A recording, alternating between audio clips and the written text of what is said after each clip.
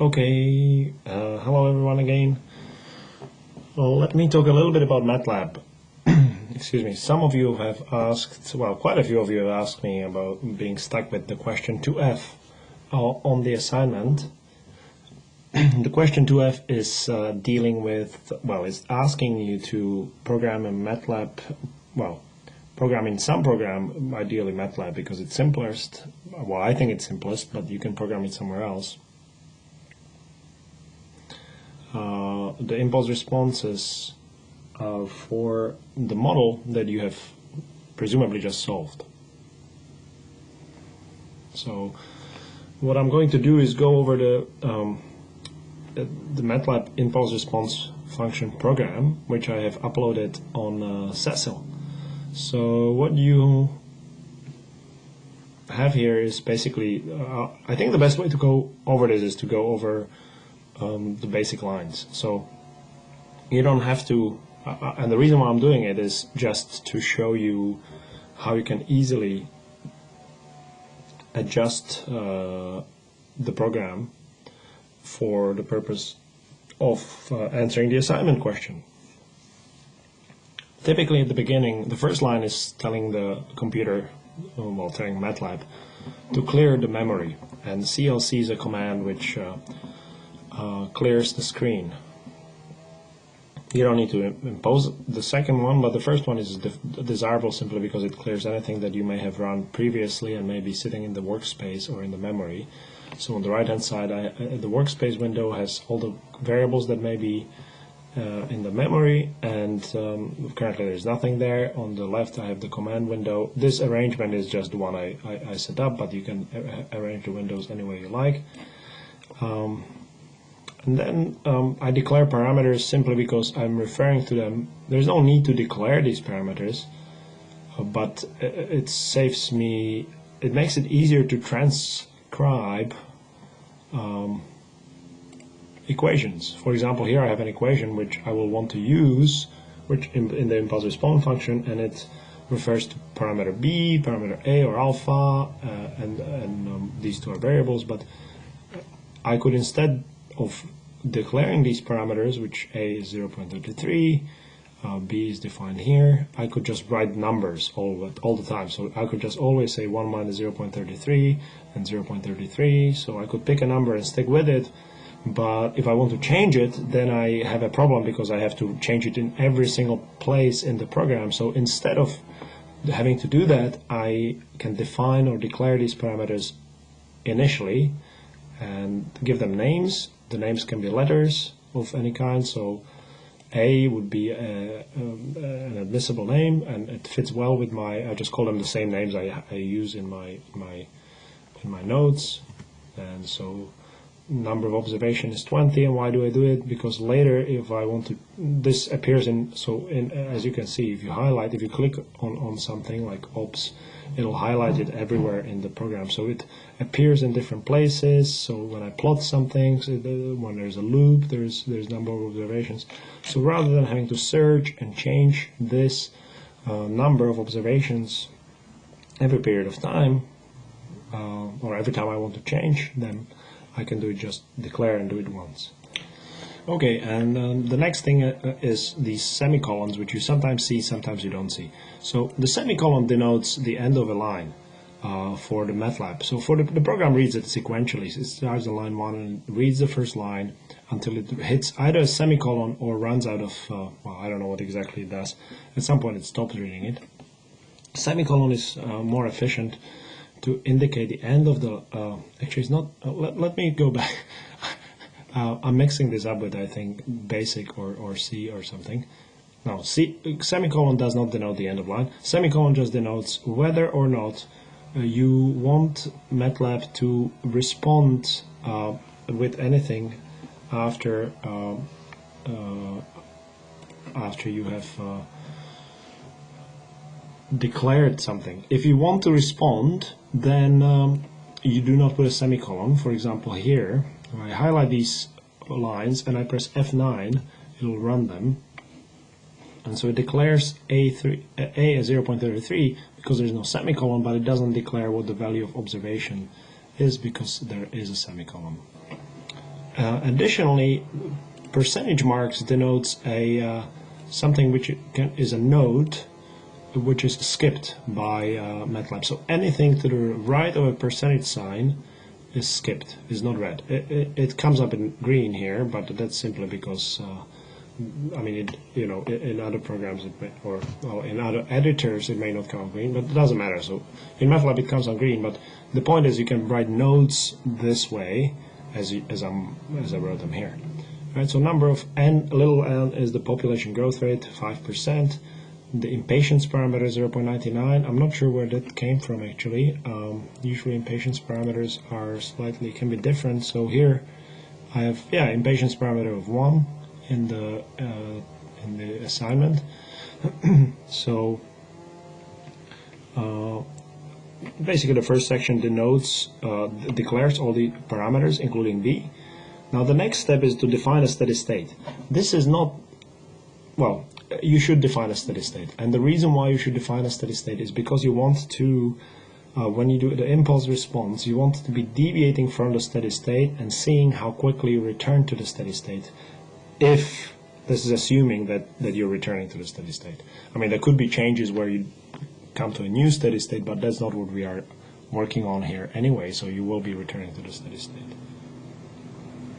So the definition of a steady state is related to the model. So this relates to this MATLAB program relates to the basic model from chapter, well, the business cycle model, the basic RBC model, in which the basic steady state of capital stock was that this line 13 and output was the steady state was defined as A times capital stock per worker. So as you can see, I'm working, well, I guess you can see, I'm working with per capita variables or per worker variables. Later on I could be working with the per efficient worker variables or whatever, it's up to you how you write the program, but I find it simplest to work with per person variables. Okay.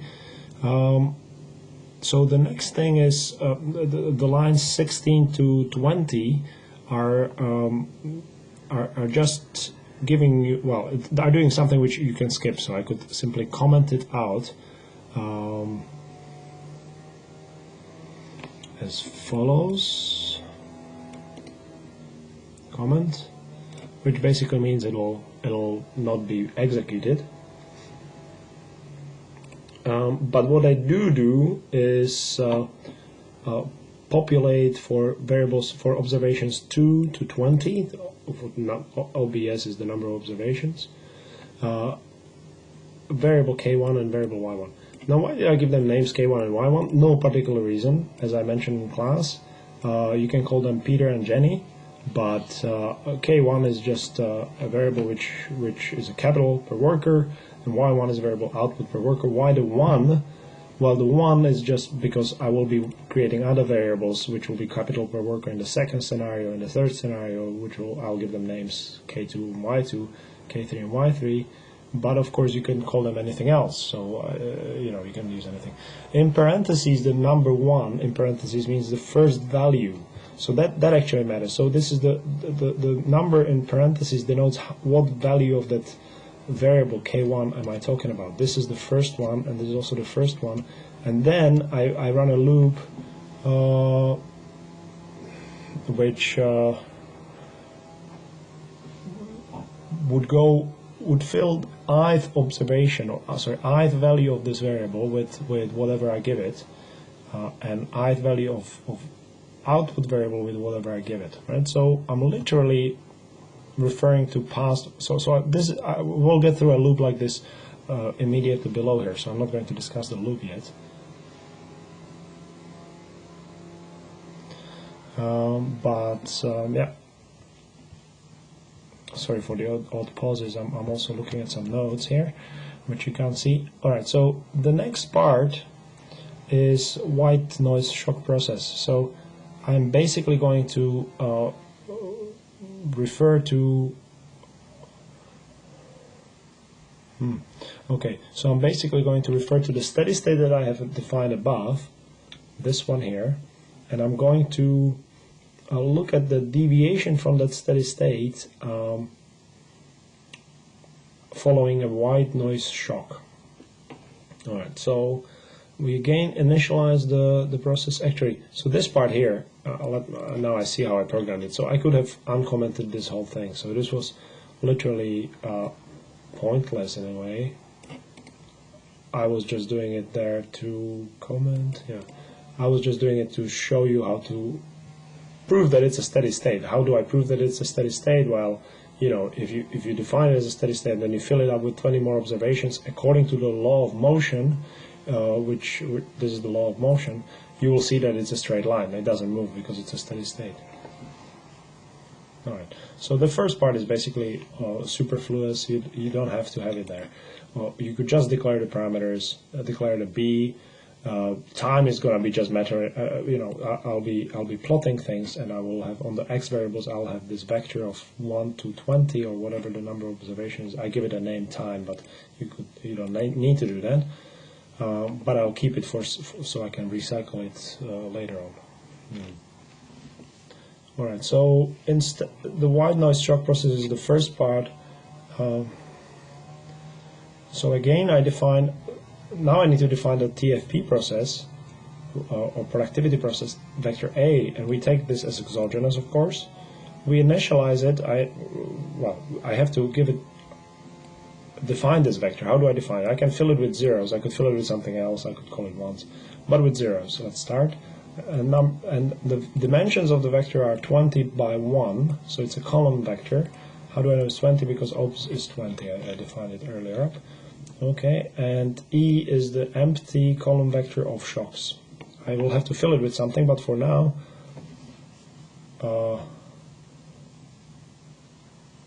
this is what I'll do. Now, these two lines, 27, 28, are just telling me, well, 27 is just something that I used in class because I was repeating this program many times, and I wanted to always get the same shock hitting so that the figures don't always change and create confusion between students. So instead I initialized, so what this does is initializes the RNG, stands for random number generator. The machine inside of Matlab would generate these random numbers, which of course they're not really random numbers because I can get the same number every time if I just give it a default command. So there's something we call pseudo random numbers. But that's beside the point here. You don't need to put line 27 there. But then if I don't put it there, then every time I run shock. So if I let me just show it like this, and I'll be pressing F9, and every time I create a new shock, it's a different number, obviously.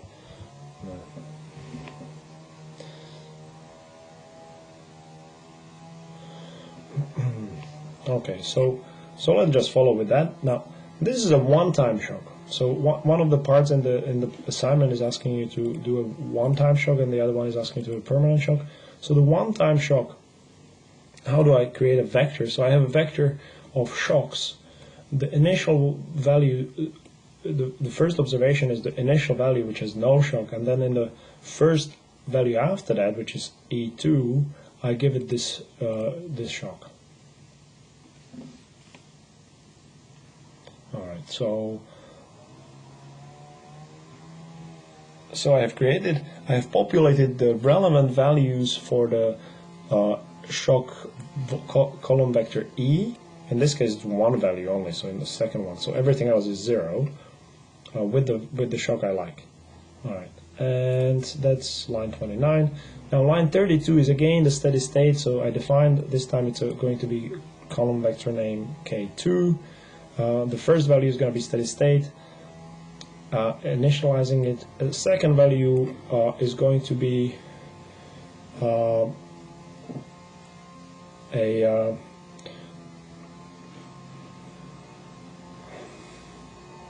right. So I choose the second value to be also in the steady state because the capital stock cannot be changed on the day of the shock. So capital stock is predetermined. So capital stock on the day of the shock is going to be the same as the steady state, and you can see that from here, right? So the KT has already been predetermined in period T.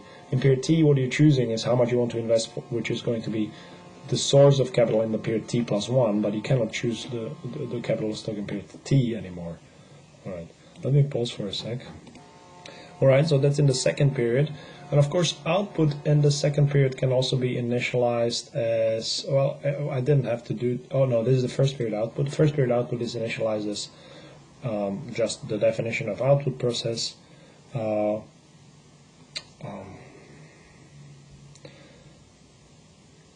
Yeah, and then I run a cycle or a loop.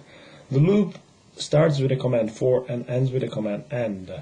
And it's pretty logical, so I mean I can describe it briefly, but it says that for values of j which start from value 2 and end with value 20, because 20 is what obs is equal to. So what am I doing in this loop? I'm filling out second to 20th value of vector A, vector k2 and vector y2.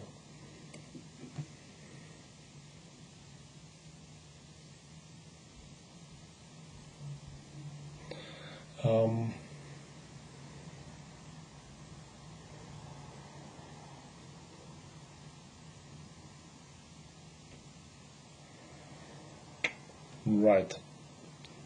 So what are these? Well, the first one, each of them just refer to the lines that we have already in the notes, right? So A is defined as the shock divided by 1 minus alpha. K2 is equal to log of B, so it's just literally from this, right? So log of B plus 1 minus A times log of capital A plus lowercase a times log of the capital stock, right? And I need to make sure that I'm referring to the right periods, where I could have this variable. It would make more sense to have this as T actually, but I'm just used to using I's and J's. So J, you could replace J with T, and then it would be literally what we have here.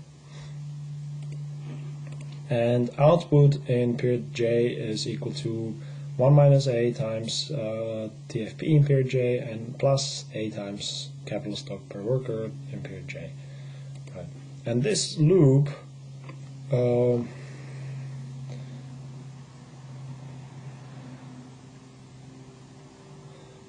is run 20 times. Well, it's run from it's 19 times obviously. It's from 2 to 20, right? So it starts not with 1 but with 2. In line 42, I'm just eliminating the last one because for capital stock, because capital stock actually, I'm forcing it to the vector to go to 21 elements, because this is J. If J is equal to 20, then this is the 21st element. But I don't really want 21 elements. I just want 20, because I assume the 20th is the last period which I'm going to be plotting. All right. And then the next part.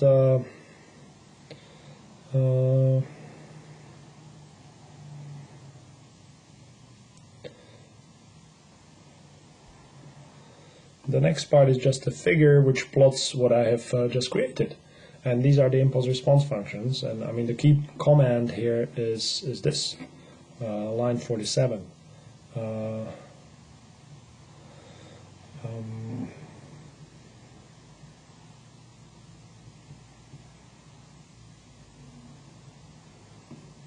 Right, so it plots.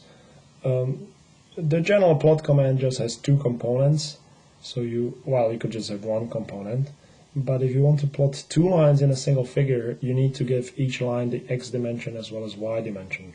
Right? So if I just write plot K2, nothing else, then it'll plot K2. But if I write plot K2 and plot Y, if I want both K2 and Y2 in the same figure, then I need to give the figure also the horizontal dimension. So the horizontal dimension in this case is the time, which runs from 1 to 20.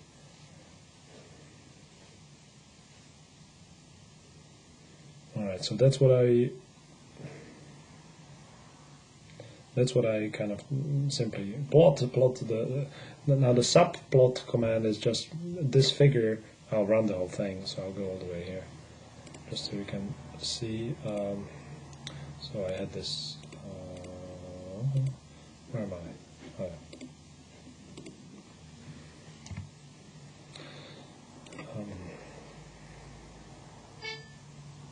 Oops, alright. Okay, so it plots, okay, it refers to K1 here, right, because I should not have commented this out, so let me uncomment it right again. The reason why it's necessary to have K1 actually is that it's a steady state value, and the impulse response refers to deviations, percentage deviations from the steady state value for each of the variable, right? So I need to be subtracting in the second part of this figure, which you can, as you can see, I need to be subtracting the aftershock value from, well, the other way around. I'm subtracting the steady state from the aftershock value, right? So now what is the subplot? Subplot is just a command which splits the figure into like a matrix, into 4 fields. In this case, it's a 2 by 2. So the first two things are 2 by 2 tell you the dimension of the matrix you want, or the subplot. So it's going to be a 2 by 2 subplot, as you can see, 1, 2, and then there will be 2 more on the bottom. And then the next tells you which of the 4 elements you want it to go to. So 1, 2 are the first 2 elements, and then later I will fill out 3 and 4. Right. So that basically is the elementary thing. Now, what I would want to, and I'm going to cancel this. Quit. So what I will want you to do. So basically, this concludes the case of impulse response function for a white noise kind of a shock process for the elementary RBC model. Right. Now, I could be equally, even for this elementary RBC model which we have here, I could also plot consumption, because I know what consumption is. So consumption is going to be excuse me. So I actually don't have consumption in this solution for consumption in these slides, but we have obviously solved for consumption in other slides, and consumption is going to be a function of wage income, which is of course function of the equilibrium variables that we solve for, in particular capital stock, which is our state variable. Similarly for savings and for interest rates. So you can, in the solution that we have in some other slides, which I don't know where right now, but I'm not going to pull them out, you can find, once you have once you have capital and output, you can find solutions for everything else in your model.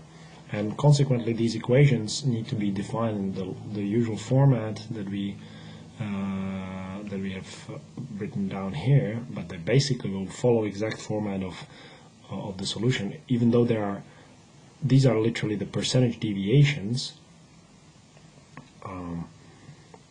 But let's just make sure that you can program the capital and output for your process.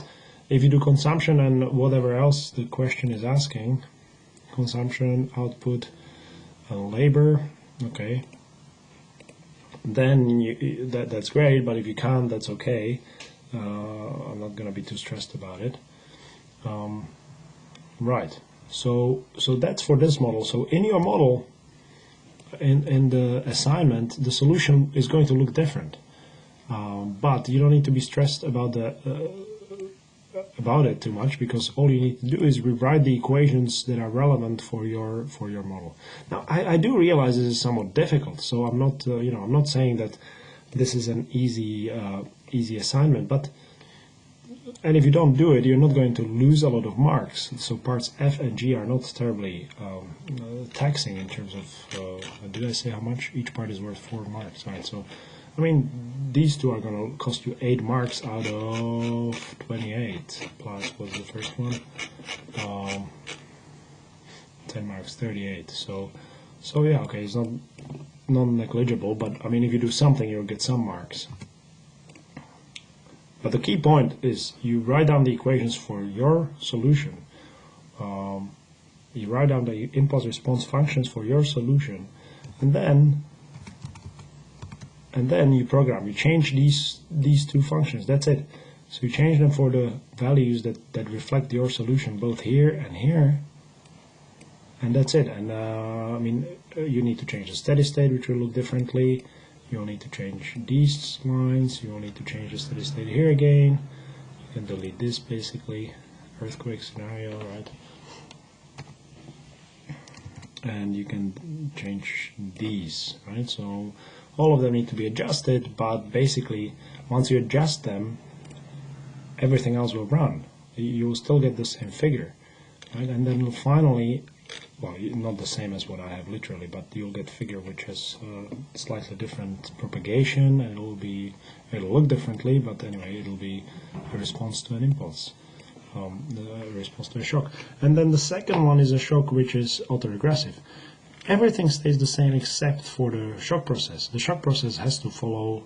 It's not a one-time shock, which is a random shock, white noise, but it's an autoregressive process. So the only thing that's going to change is the equation for. There we go.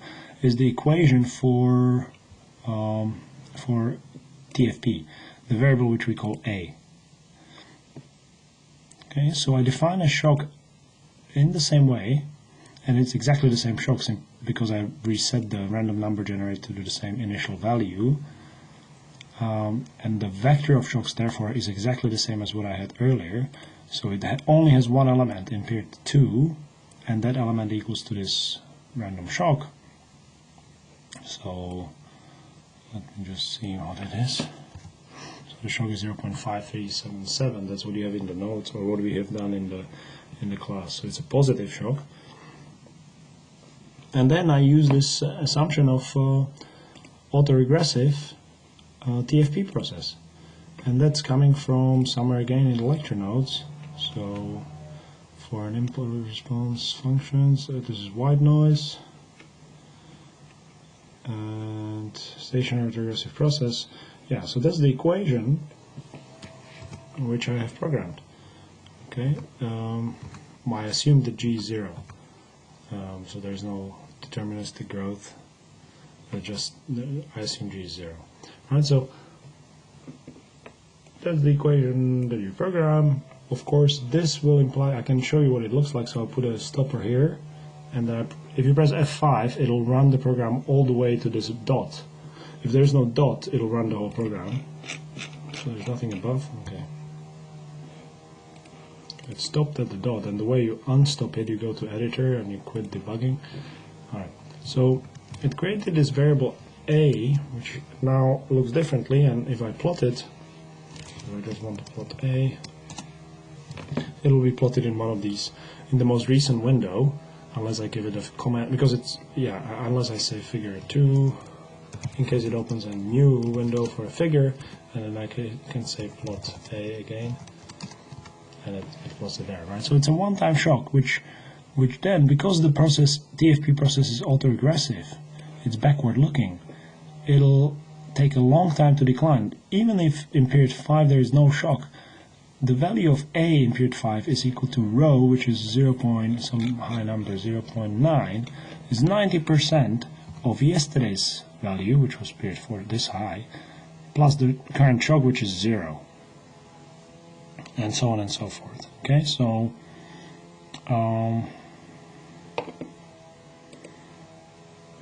so that's just the TFP process for a one-time shock. I mean, it would be the same if these shocks were not one time. So if I fill the vector of shocks with 20 different observations, 20 different shocks, one in every period, and then I ran this, I would get a line where I can show you what it would be. Well, I'm not going to confuse you, but you could just fill the vector E, currently vector E, it has just one value, right? But I could fill it with random numbers all throughout, and then run this same sequence, this same loop, and I would get a line which looks similar to this, but it would be very jiggly, and it wouldn't be such a smooth decay. because every period you would get a new shock. Sometimes they would be large, so it would be a lot more well, it would be a lot less easy to identify by eyeballing, because it would look a lot more jagged. Then everything else is the same. So this is literally copied, except I renamed the variables from K2 to K3 so that I can have both of them sitting in my memory. As you can see on the right hand side in the workspace, there are all these variables in my memory. You can just double click them, or you can actually, Matlab has lots of interesting things, like you can right click, you can plot them like this. Yeah, well, you can do lots of things. Or I just double click it and it opens up, and then I can choose different things to do with the variable, plots, different plots, and so on and so forth. Right, so where am I? Double clicking this heading just expands the window. So if I double click this, it'll create it. It'll just expand it. Double clicking it puts it back again. Right. So we are on line around 68, 69, 70. These are again the same, I think, from what I had in Y2. Yeah. 1 minus AJ. Yep, that's exactly the same, except I replaced the name for the capital stock in period 3 is K3, or in scenario 3 is K3. I could have just recycled the same names. They would always change the values according to what I tell the computer to do, but this is maybe better if you want to keep all three variables in the memory, and at the end you can look at them individually or do whatever you want with them. Right, but so yeah, and I finished with the same figure, but notice that I'm populating now sub-figure 3 and 4 with some plotting. But what you would need to do here is just simply change these two to the correct processes. You would also need to, of course, change at the beginning the declared parameters, but otherwise it should be exactly, literally just rewriting these equations, the equilibrium conditions for your model, and rerunning the program, and everything should be hunky-dory. If there are specific problems that you encounter after you rewrite the equations for let me just make sure this whole thing runs. Yeah, so if you encounter specific problems, let me know specifically what they are, but it seems pretty easy. Oh, another thing in the new Matlab, it's more like a programming trick, but it's not really. So you notice double percentage marks. These create sort of blocks which you can run individually. So as you can see, when I put a cursor here, it highlights just the block which is denoted by these double percentage marks.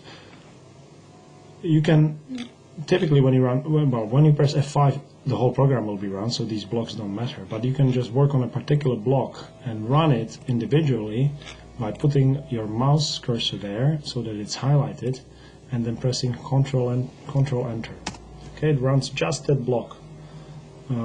Why would you want to do it? Just if you are debugging only a particular section, or just working on a particular section and you want to make sure that you don't want to rerun the whole program. In our case, it doesn't matter, since the whole program runs in a second or two. But you're working on a program which takes a long period to run, and you want to just debug or work on a particular section of it. You don't necessarily want to be running the whole thing all the way to the section, because it may take half an hour or something, so you want to just rerun that section. One way to do it would be just constantly highlight it and press F9, which does the same thing, but a quicker way is just Control Enter if you have denoted blocks. Anyway, that's on the side. I hope you have enjoyed this, or at least that this was useful. If you have specific questions, let me know. Okay.